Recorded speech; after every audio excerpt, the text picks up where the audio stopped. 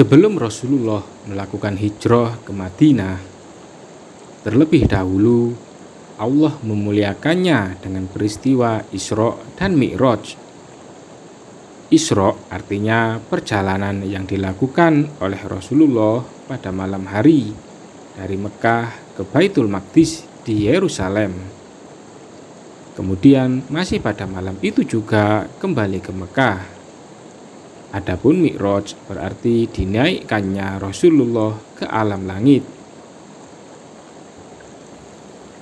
Mengenai kisah Isra ini sendiri sudah dijelaskan dalam Al-Quran, yaitu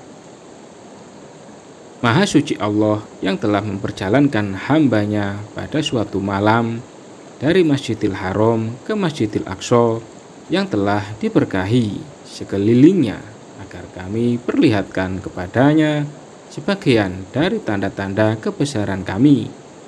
Sesungguhnya Dia Maha Mendengar lagi Maha Mengetahui. Quran Surat Al-Isra ayat 1. Adapun mengenai kisah Mi'raj telah disebutkan secara jelas dalam sebuah hadis yang diriwayatkan oleh Imam Bukhari dan Imam Muslim melalui sahabat Anas bin Malik. Sahabat Anas bin Malik menceritakan bahwa Rasulullah telah bersabda, "Aku diberi kendaraan buruk. Ia adalah hewan yang lebih besar dari keledai, tetapi tidak sebesar bagal. Ia sekali melangkah dapat mencapai sejangkauan pandangan matanya." Kemudian Rasulullah melanjutkan ceritanya, "Lalu aku naiki kendaraan buruk itu hingga sampai di Baitul Maqdis. Kemudian aku tambatkan dia di tempat para nabi biasa mentambatkan kendaraannya. Lalu aku memasuki Masjidil Aqsa dan melakukan sholat 2 rakaat di dalamnya. Setelah itu aku keluar dan malaikat Jibril datang kepadaku seraya membawa 2 buah wadah. Yang satu berisi khomer, sedangkan yang lain berisi susu. Akan tetapi aku memilih susu.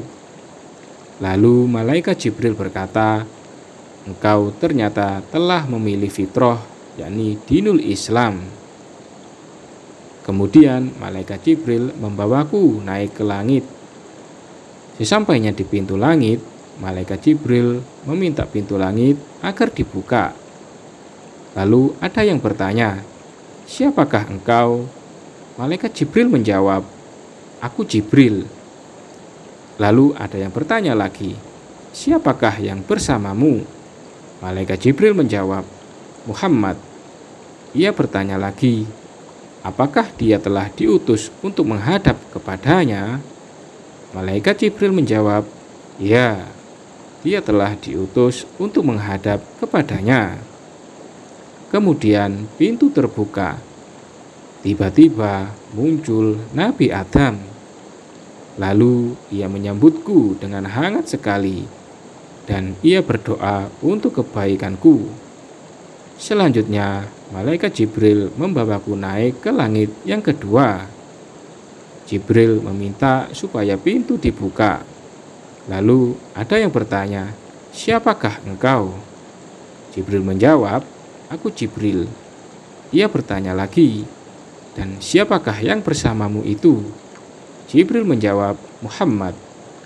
Ia bertanya, 'Apakah ia telah diutus kepadanya?' Jibril menjawab, 'Ya, dia telah diutus untuk menghadap kepadanya.'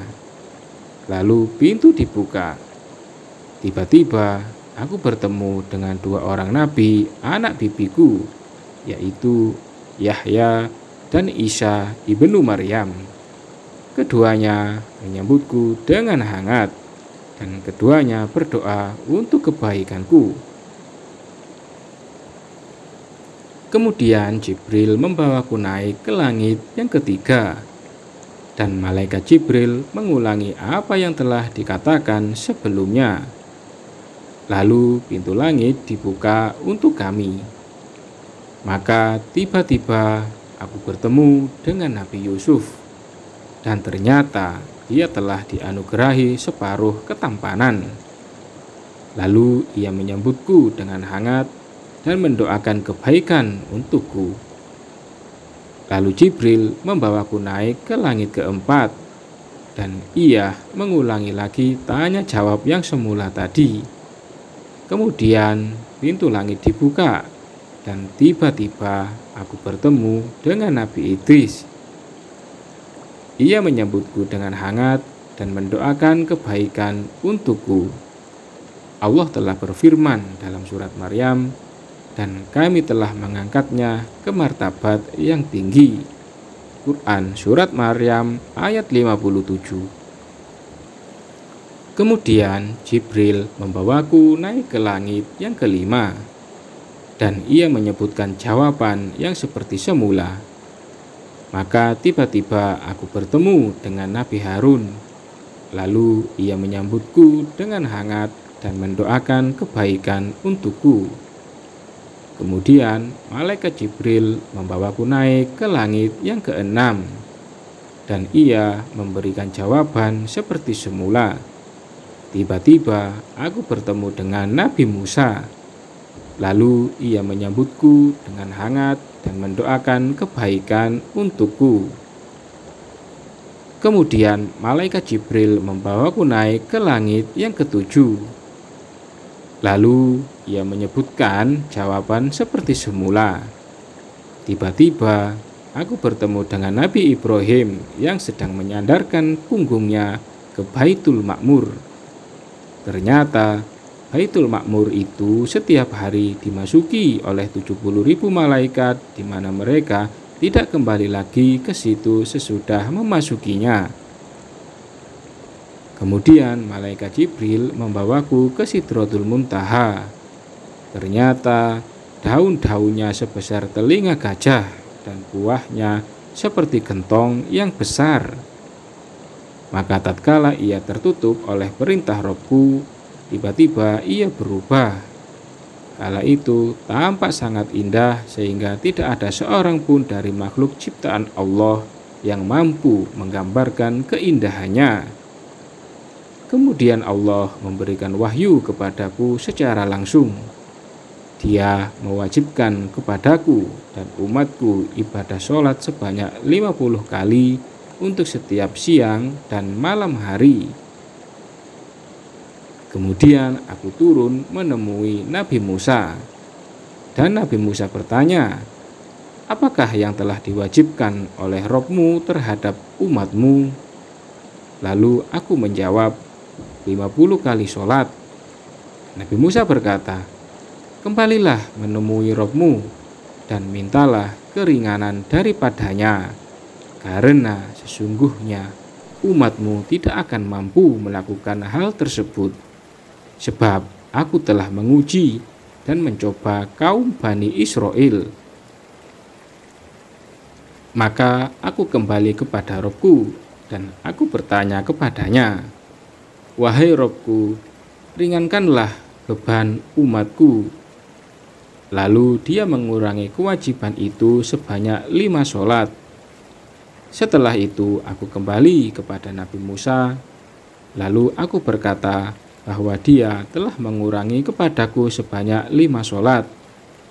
Nabi Musa berkata, sesungguhnya umatmu tidak akan mampu melakukan hal tersebut.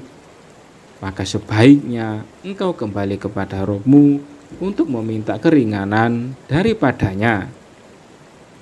Pada saat itu, aku masih tetap mondar-mandir antara Robku dan Nabi Musa, sehingga pada akhirnya Allah Subhanahu wa Ta'ala memutuskan perkaranya melalui firman-Nya, hai Muhammad, sesungguhnya kewajiban tersebut adalah 5 kali sholat untuk setiap hari dan semalamnya, bagi setiap sholat sebagai pengganti dari 10 sholat, maka semuanya menjadi genap 50 kali sholat.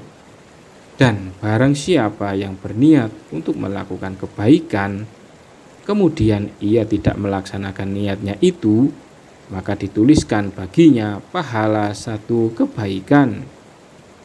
Dan barang siapa yang berniat untuk melakukan kebaikan, kemudian ternyata ia melakukannya, maka dituliskan baginya pahala 10 kali kebaikan.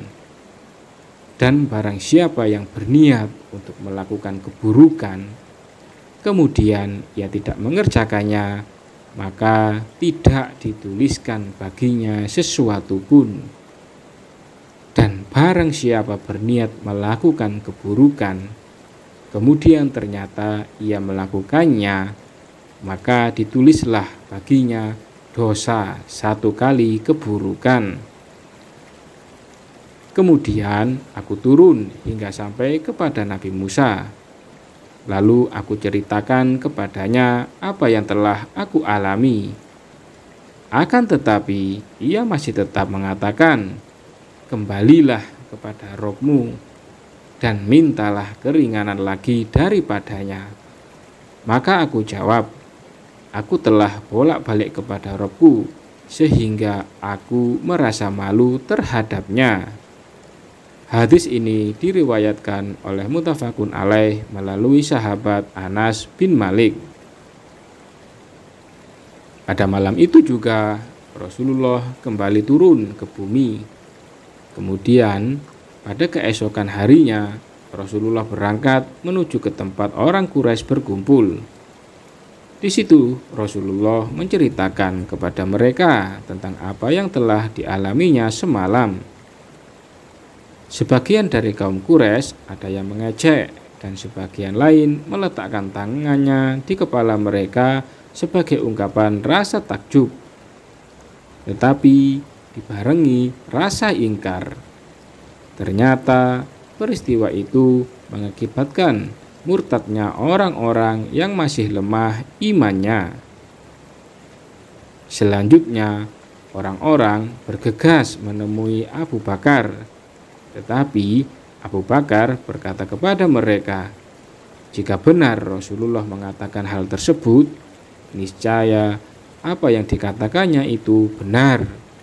Mereka bertanya, "Apakah engkau percaya kepada cerita itu?" Sahabat Abu Bakar menjawab, "Sesungguhnya aku percaya kepadanya lebih dari itu." Sejak saat itu, sahabat Abu Bakar dijuluki As-Siddiq.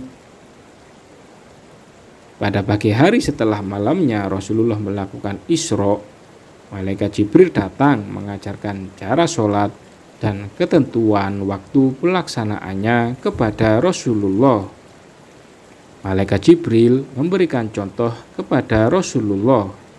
Ia melakukan sholat 2 rakaat sewaktu fajar menyingsing, yakni sholat subuh. 4 rakaat sewaktu matahari tergelincir sedikit dari tengah. 4 rakaat lagi sewaktu bayangan mencapai 2 kali lipat panjangnya.